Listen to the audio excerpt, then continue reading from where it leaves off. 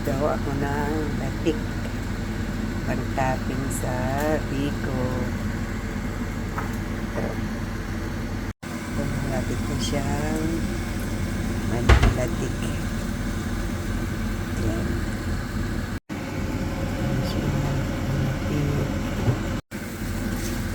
Pero ng asukal, medyo white. Papakarmalize natin para pumula. Para magkakulay ang ating biko.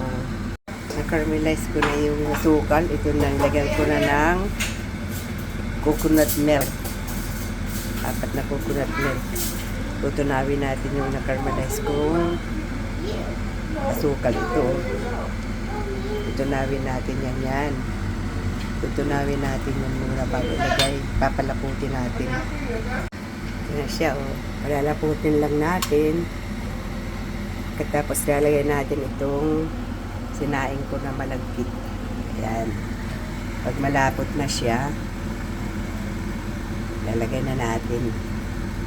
Ayan, oh. Pwede na siya. Lalagay ko na ang kaning malagkit. Ilagay ko na yung malagkit. Haluin natin. Like this one. Ito na siya, oh.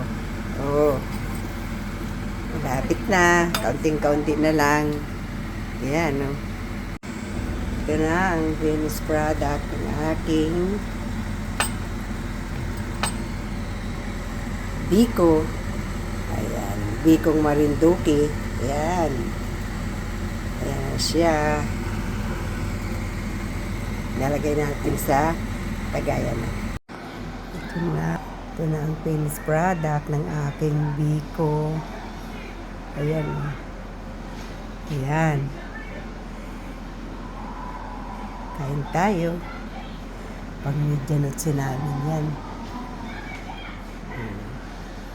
Thank you for watching.